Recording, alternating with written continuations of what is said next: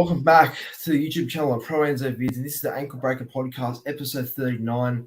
So we are 39 episodes in, and we're one away from the massive 40 episodes. So that's great to hear and great to know. And look, obviously we were just trying to aim for a good show tonight. We've got a lot of things to talk about. Big week of footy it was last week, and that's why me and Rugby League Round Up will sort of go through it all, give our thoughts on it. But actually, the Rugby League Round Up is back today. Obviously, was unavailable last week, so good to have you back again, Rugby League Round Up. How you been? Yeah, I haven't. It's not been my best week, that's for sure. But I'm just keen to get into the podcast. That's why I'm so excited for today, because the podcast. Otherwise, I probably wouldn't even got up for school or woken up at all. So yeah, pretty excited for today. How are you, bro? Yeah, I'm good. And that was a good compliment for the podcast there. So thanks for that. But yeah, look, like I said, a lot of things to talk about tonight. Heaps of things such as drama we saw, some signing news as well. So a lot happening. But before we do get into anything else, just want to say, if you haven't subscribed to the channels of myself and Rugby League Round Up, make sure to do so. Billy's YouTube channel is in the description down below. And mine's obviously just here. So if you haven't already subscribed, I would hope you can do. But yeah, we're gonna go through the comments. So looks like we've got Warriors NRL Fanatics in the chat. How are you, Fanatics? Thanks for tuning in. And Luke is here as well. Good win for your Storm on Friday, Luke.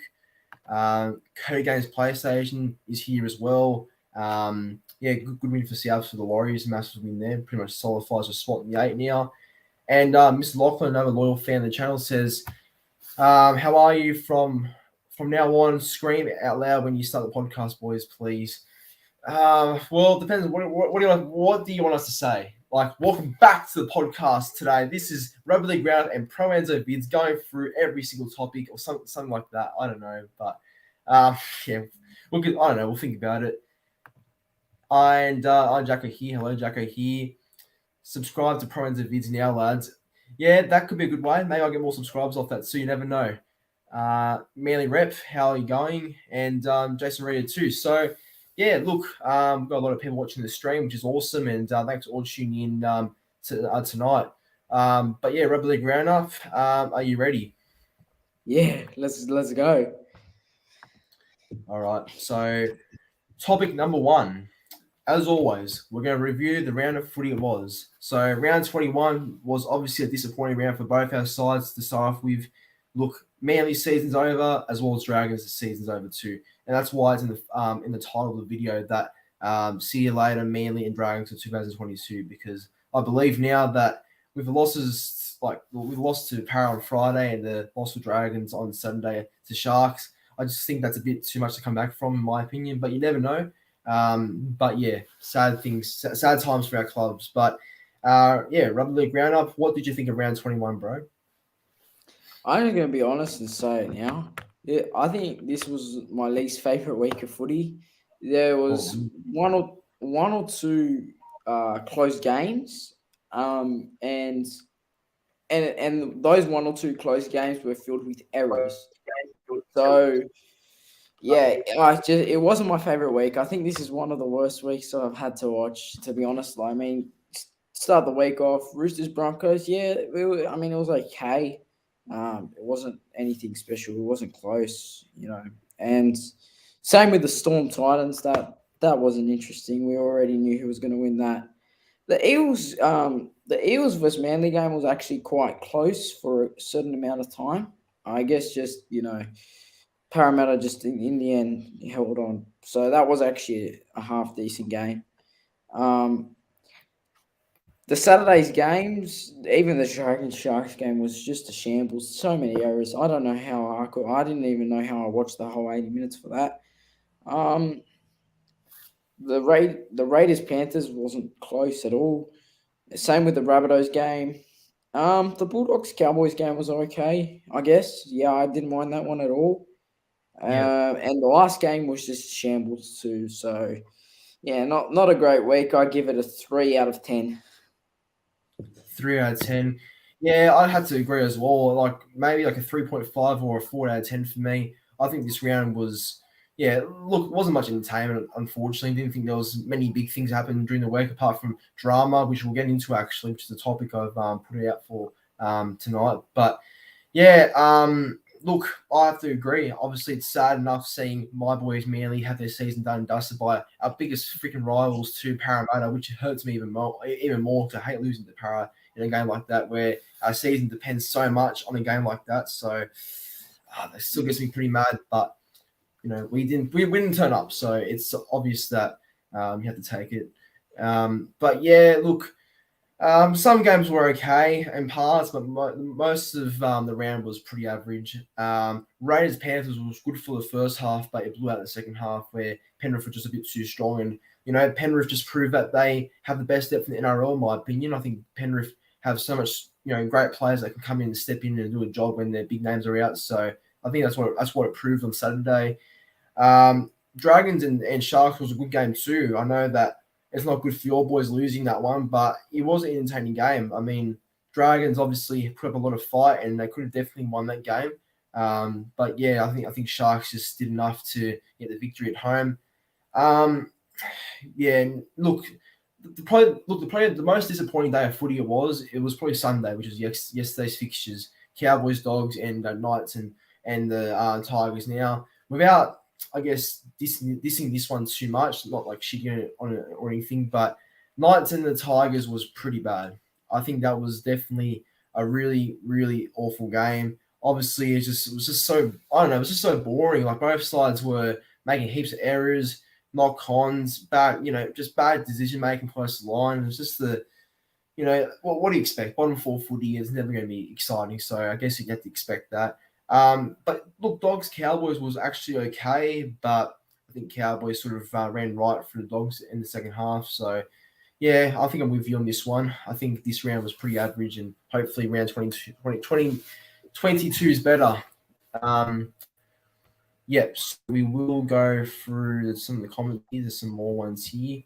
Yeah, Jacko here says average round of footy. Yep, agreed. Manly and Broncos disappointing. Yeah. Broncos were disappointing too, as well as Manly. And the Manly rep says it sucks that Manly had such high expectations but could provide. Yeah, that's true. That's true. And man, it was like Brookie as well, and against our rivals. I mean, if we couldn't aim up for that game, then when will we ever? But I don't know. We'll see. Now moving on to topic number 2. Right, topic number 2, eh? This is a very big one because there's a lot of talk on why Ricky Stewart had to say what he said in the press conference. Now, I just want to say I don't stand by what Ricky said, but it was a bit funny though. Look, I think. Okay, well, I'll read what the caption says first. So Ricky Stewart calls out James Salmon after he's kicking the crouch area of Tom Starling, and he has history of James Salmon too, back in 2010, so a decade ago. And I believe this is because when Ricky Stewart's boy with autism, or his kids all have autism, but apparently back then they went to the same school as James Salmon, and James Salmon apparently as a 12-year-old used to bully Ricky Stewart's kids that had autism when they were younger. So obviously Ricky has a right to defend that because he's obviously the father of his kids, and obviously he will have to defend them, especially with a disability like that. So look, where it's good what Ricky did, obviously, but it's a long time ago. Look, how many years is 2010 now? That's about 12 years ago, isn't it? Like it's about 12 years ago, and I mean, you gotta let go. You can't call a fully grown man a weak gutted dog or whatever he said. I just think that's a bit too far. But what do you think, Rugby League Round Up? Was it right or wrong what Ricky did? I'm kind of in the middle with this because I think he's got a right to stand up for his obviously his son, which was bullied by Jamin Salmon, but at the same time, it wasn't needed on a press conference, I guess, because then the media is going to make a whole lot of crap about it. It's just going to be blown up for the next who knows how long. So it wasn't the right platform to do it. He could have just kept it, under control and didn't say anything at all and keep it to himself. He didn't do that, and obviously things have escalated now to where the NRL actually wants to sanction him, which is yeah, it didn't end well for Ricky. Yeah, that's all I'm gonna say. It didn't end well for him. But I also think um, I think Ricky, like, I love his honesty, and I love when a coach is honest. But I think this time he just might have gone a a bit too far with it. Saying that, I just didn't think it was needed. He could have kept them to himself, which he even said that when he went out and apologized for it. So yeah, I just think both Ricky Stewart and Jamin Salmon will learn from some of the things they did wrong, and yeah, they'll both learn. And I think it's good for Ricky Stewart's because yeah, he just the sanction that he's gonna get. Well, he'll learn not to say things like that again on a press conference. That's for sure. Oh yeah, well he have to now. I mean, he's had a history of saying things are a bit out of line in the past press conference. So he did regret what he said about Salmon though. So that's the main thing. Just want to quickly say hello to a good friend Nick from Australia. So yeah, good to see Nick in the chat as always. And I just want to say as well, I will be on his show tonight, 1-on-1. So that's a new segment that he's brought to his channel. So I'll be on it. I'm the special guest for tonight. So make sure to all tune in if you have time to. Yeah, back to what Ricky did. Yeah, look, to add on what I said before, I just think that, where I think any parent would get pretty defensive if your like son or daughter had autism and they were getting bullied or teased. I think the parent would be obviously very defensive because of that, and I think that's pretty fair for Ricky to do. But again, how old was James Salmon back in 2010? 12 years old, right? Look, kids can do some silly and stupid things back then. Obviously, Salmon's probably grown up now. He's probably matured and he's probably moved on from all that sort of stuff. And obviously, Ricky Stewart might have something against his family too. Apparently, Salmon's dad and Stewart had an argument back in 2010 as well at a training, sort of footy thing. So I get it. They may not like each other, but I think I just think it's never right to call out a player and say they're a weak-gutted dog. It's funny at first, but I just don't think it's needed. If Ricky really had an issue with David Salmon, maybe talk to him privately after the game. Maybe go up to him and speak to him about what he really thinks about Salmon and what he really thought about what he did to Tom Starling when he kicked him, in the meat and veg area. But yeah, look, I just think that it's obviously very disappointing what's happened. But Salmon's family want to take defamation for what Stewart did. So I guess right too, but yeah, it should have never been like a big thing in the first place. Yeah. Anyway, we're going to move on now, and let's hope this all gets sorted. Though I just want to say that. Topic number 3. So this is obviously one very close to probably you, Billy. So Andrew McCulloch, a veteran, a very successful player for the Broncos, Knights, and now the Dragons. He is considering retirement at the end of 2022. He's currently 32 or 33 years old. And I think, to be fair to McCulloch, he obviously has had a great career, but I think there's a sign that he's slowing down. And that's why the Dragons probably signed Little, because that indicates maybe he's retiring, McCulloch, and moving on. But I guess the main question is if it's true that has McCulloch's career been a success, or has it been a career where it's been okay, it's been like solid, but it hasn't reached any sort of high expectation or anything amazing? Like, I'll obviously your thoughts on it first, and yeah, what do you think? Like, what do you think? Was it a success or was it just below that? It was a great success, in my opinion.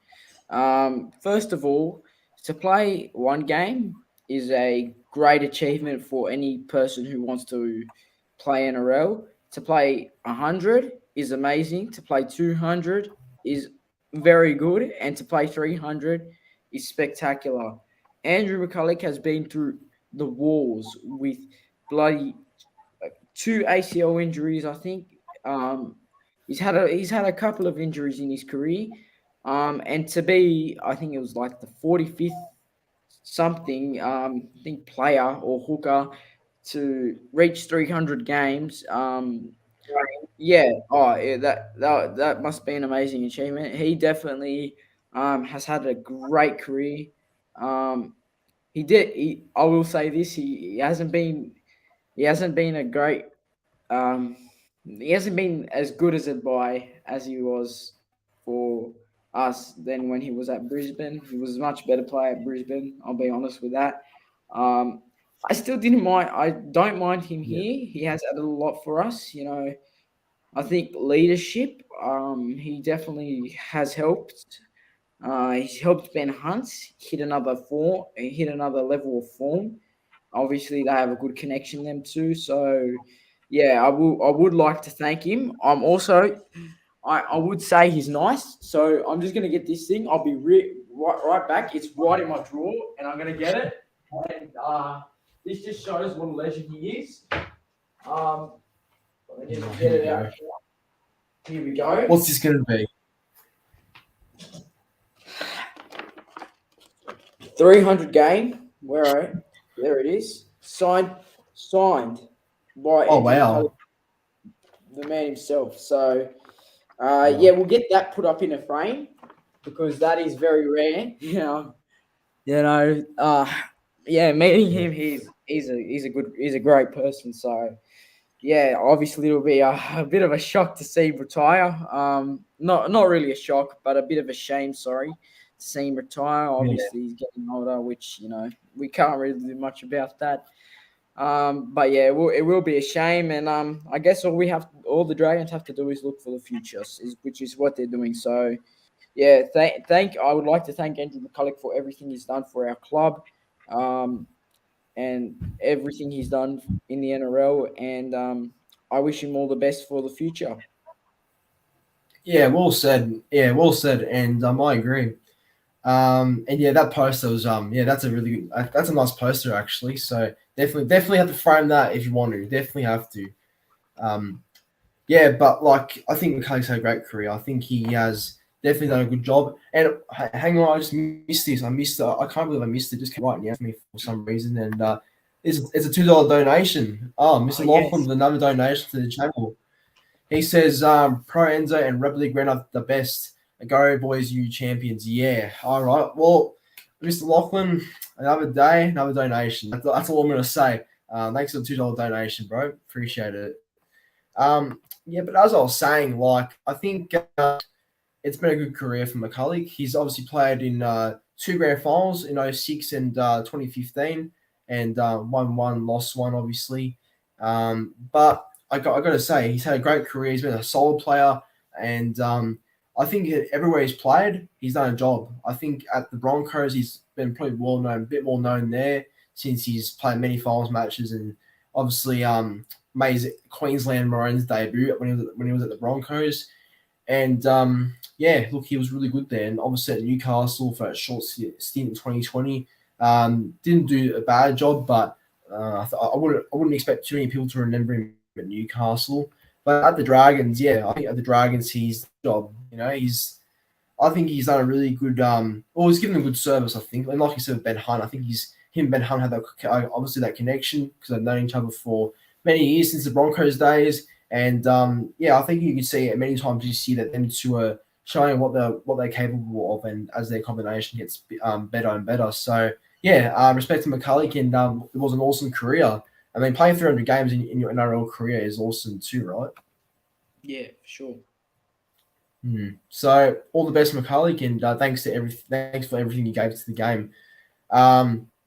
Yep. All right. So topic number 4, we'll move on to now, and I'd just like to point out as well that I have added an extra topic to the show now, so we will talk about more than 4 topics there used to be. Now it expands to 5, and yeah, obviously the team of the week was part of the topics, but that's a separate thing now. That's not like a topic. So yeah, one more extra topic added in. So anyway, going through this other topic now. So topic number 4, So this is based on Elias Katoa, and Elias Katoa is obviously the back row for the Warriors. He is not a bad player at all, but obviously hasn't fulfilled his potential there quite yet. But as you can see where the banner says so, he has signed with the Melbourne Storm for 2023 and 2024. So, yeah, look, I'm a bit surprised because I didn't think he'd go there. I think he would have maybe gone to Raiders, who were a bit more interested at the time in signing him. But there you go, Melbourne signed him, and I think it's a good pickup by Melbourne. He will definitely develop to a much better player and a much better sort of just better player with better playing style, I guess, at Melbourne. So, yeah, he will develop into a really good one. What do you think about the sign of Rugby League Round Up? When you first saw it, what did you make of it? Yeah, I like what Alicia Katoa did. I think his decision to go to the Storm instead of the Raiders was very smart. I think what the Storm, when the Storm were looking at second rows, looking for Alicia Katoa is a very good option because he's 21, 22 years old. Obviously, he hasn't fulfilled his potential. We've all seen what he's capable of in 2020 when it was COVID season. What I remember it for, yeah, he had a very good season, a very breakout season that year, and obviously he hasn't really gotten that form back since. But I think he can be a dangerous player. And the Storm need him because they're losing Kenny Bromwich and Kafusi, so to get him. Definitely fills fills both their spots up now, considering Sims is there next year as well. So, yeah, that's actually a very good signing for the Storm. I actually really like it. I think Alicia Katoa will have a great season next year. I think he'll be really good.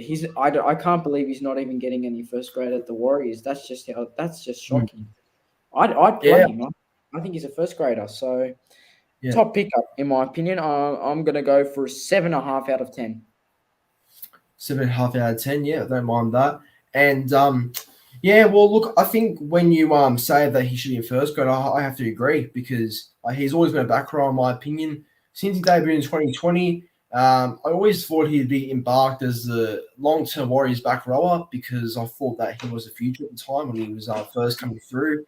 But I guess a bit of chopping and changing and a bit of injuries, I guess, has not really helped him too much. And yeah, since he's been, I guess, lost his position in the back row, he's been shifted to the prop position, back to the back row. So he's made a lot of switches this last year, this season. So that's probably impacted his game quite a bit as well. And yeah, I think he will be good on the edge for Melbourne. I think he's going to replace Kenny Bromwich on the edge, like Jacko he said. And I'm guessing that Tarek Sims will be the other back rower for the Storm, I'm guessing. So good replacement for Bromwich there. And I think Katoa was only 21 or 22 years old, so definitely got like another 10 or 12 years left in the NRL. So to think what he could achieve at Melbourne if he reached his full potential is pretty frightening in my opinion, because obviously we saw what happened with Isaiah Papali'i when he left the Warriors and went to Parramatta. He's fulfilling his full potential now and is becoming one of the best back rowers in the game. So, and you got to think with Katoa going to the Storm and being only 22 years old, he will only get better. That's obvious. He will get better because he's still so young, and so I think it's a good pickup. It's a really good pickup. It's smart recruiting by Bellamy and the Storm. So watch him thrive, and unfortunately the Warriors utilize him properly, but you can't keep everyone, I suppose. And yeah, a good pickup like everyone's saying. Moving on to the last topic of the show now. So we have got to the end, and this is one where I don't see him leaving. Like, I don't see him leaving, but anything's possible because Tom Flegler, the Broncos prop, has put himself in the open market, meaning that he can negotiate with other clubs for next year and onwards. And I think Broncos have a bit of salary cap issues, so that's some of the reasons why he could be on the outer. But yeah, he's a great player. Obviously, he's been on the brink of making his Origin debut, and he's obviously been done enough to get near the Queensland team, and he's a great player in general. I don't mind him. I think he's been a great consistent player for the Broncos off the bench as a front rower. So I mean, for any club that really would be a bonus in my opinion. And as it says down there, 4 clubs, including 2, have shown interest in as well. So who are those 2 Sydney clubs? That's why we're going to discuss it now, who we think it is. So Rugby League Round Up, who do you think the 2 Sydney clubs are that are chasing Tom Flegler? And what do you think? Will he leave Broncos or not? I don't think he'll leave Broncos. I think he's the heart of the Broncos, in my opinion. I think he represents a Bronco perfectly. He is a workhorse of a player. He does all the tough stuff, in my opinion, and I think, yeah, if he did leave, it'd be huge for the Broncos because I think he adds a lot more to the Broncos than people think, because they all look at Payne Haas and like, oh, this guy's a superstar, which they're not wrong. But yeah, Flegler goes unappreciated sometimes, which is a shame because he's a really good player. But to those 2 Sydney clubs, I was, if it is the Dragons, which I'm hoping, because seriously, we need to look at some young players. We can't have all these old bastards on the bench for the next 10 years. So they're going to play till they're 58. Seriously, Aaron Woods is 32. It's shocking. It's shocking. Aaron Woods is so old, and he's on the bench for us like he's a 26-year-old bloody in his prime forward. It's not that. We've got to get rid of him. We've desperately got to get rid of some forwards. I mean, Woods, George Burgess isn't even playing for us at the moment because he's in England, obviously getting rehab. Who else is there? There's a lot of stale players. Josh Maguire, obviously he's gone. He's getting older. Sims is gone, so that's another old player we're getting rid of. So we are getting rid of some old players, but there's Aaron Wood. We've wasted 300 to 400,000 on this guy for 2 years, and he's going to do absolutely nothing for us. Nothing, just nothing at all. Black Glory's young, obviously, but yeah, not really doing much for us recently. Moses Empey's 28 to 30 years old. He's old. I don't know why we even bought him in the first place, to be honest. I guess utility, which we're not even playing him as a utility. We're playing him as a fullback, which I just find stupid. And hopefully we can just free our salary cap because we need some money. And Thomas Flegler, if I was the Dragons, I'd be paying him $500 a year to play for our club. I think he's worth that. So, yeah, I want it to be the Dragons. But the clubs I do think it will be. I think it will be Eels, and I think it'll be the Roosters. I think Takiaho leaving the Roosters is huge, and Eels they do need another forward on the bench. I mean, Makahesi Makatoa is 28 years old and playing 24 games. They desperately need another front row on the bench because he can't be on the bench all the time. I barely even see him in the footy anymore. So, yeah, I think that those are the two clubs that are after him, in my opinion, from Sydney. Yeah, they could be. They could be. I think Roosters. Well, Roosters want everybody, so I wouldn't be surprised they were a club that were up there to sign him. Yeah, just there's a couple of comments I actually want to get through before I give my say on it. The Manly Rep says, "Got to go, lads. Great stream and good on everyone in the chat and to Pro Enzo and Rugby League Round Up. Too easy, the Manly Rep. Thanks for tuning in, bro. And yeah, have a good night. And we've got one here as well that says, from the upper room, and he says, no. Oh no. Oh, he says, hang on. He says, Rugby League Round Up, what do you think about Tarek Sims? I'd like to share your thoughts on that one. Top player for a career for his career. He was a great player. I loved him. He was the best back row of 2018, that's for sure. No one would stop him. But now he's past us. So yeah, not much we can do. Comes with age, just happens. So not much. But I've always rated him as a player, and it's going to be sad to see him leave. But that's just life, and that's how we got to deal with it. Yeah. And as for Tom Flegler now, well, I think Flegler is someone that the Broncos can't lose. He brings a lot of depth to that team and is a very good front row of good leg drive, actually, because I think these days you need front rows of good leg drive and not slow. So I think, it'd be a loss for Brisbane if it was losing. That would be a very disappointing loss. I just want to say that I hope Manly are targeting him. I really hope so because we need a couple of front rowers. We need a stuff front row with the power going and that. So I think would benefit from one more star forward, in my opinion. That's what we need, and we need a bit of leg drive because some of the forwards that we have don't have that sort of leg drive and are a bit too slow. So Flegler would be absolutely enormous for Manly, in my opinion, if we were to pick him up somehow. But in saying that, I can't see Brisbane letting him go. Brisbane obviously do well, or most of the time Brisbane do well keeping their young talent. So I think Flegler will stay, in my opinion. But wouldn't be surprised if he left as well. And everyone, we've gone through all the topics. So now on to the last sort of segment of the show. We are on to our team of the week for round 21, and as well as giving our player of the round 21. So as always, Rugby League Round Up. You go first. Give us your team of the week and player of the round for round 21. Okay, my player of the round for me was probably have to go with Clint Gutherson.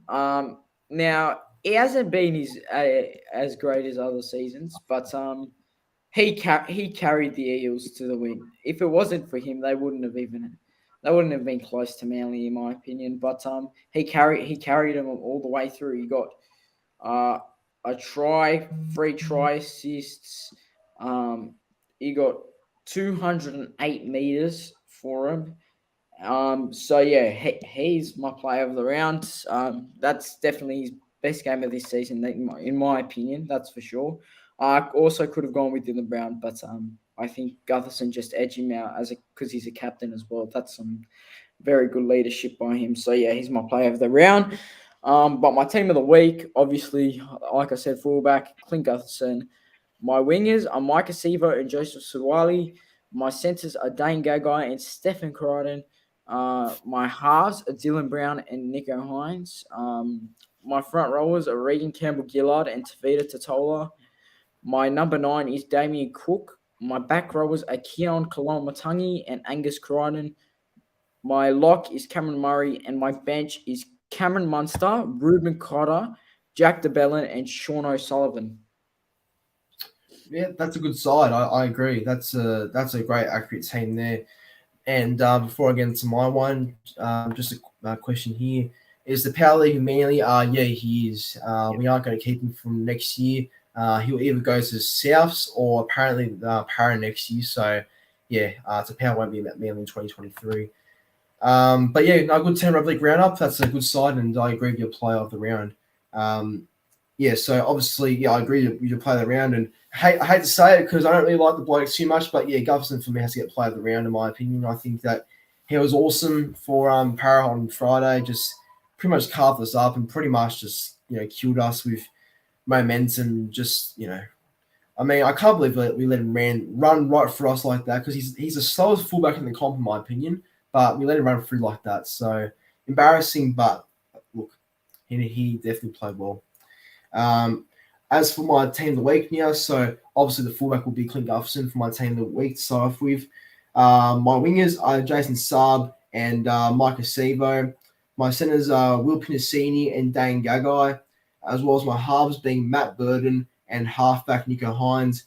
My props are Ruben Cotter and Tavia Totola, whereas my hooker is Api Coruscant, and my back rows are Sean Lane and Angus Crichton. And my lock is Jason Tamalolo. Then off the bench, I've got Jersey 14, Cameron Munster. Got to have him there somewhere. Isaiah Yeo, Griffin Neem, and last but not least, I have got Sean Lane on the bench too. So right there, that is my team of the week. Thanks for watching the live stream, everyone. That concludes the end of it, and be sure to again subscribe to Rugby League Round Up's YouTube channel, and as well as mine, if you haven't already. But Billy, good show, and thanks again. Yeah, for sure, bro. Also, really quickly, before when I was talking about my team of the week, I forgot an honourable mention, which I have never done before. But the debutant this week for the Tigers, Tom Freeman, Oh yeah, he was excellent. I think he made 160 meters on debut. So yeah, that's amazing. And yeah, he was great for the Tigers. So he gets my honourable mention. And thanks, bro. Yeah, what a great show it was. And yeah, let's go again next week. Yeah. Good mention there. I think Freeman was good too. But yeah, everyone, thanks for watching the live stream. Make sure to like the video, subscribe to the channel, and we will both see you. Well, both of us will see you next week for episode 40. So episode 40, the big one next week. So yeah, hope to see you all again there. But cheers everyone, and I'll see you the next one.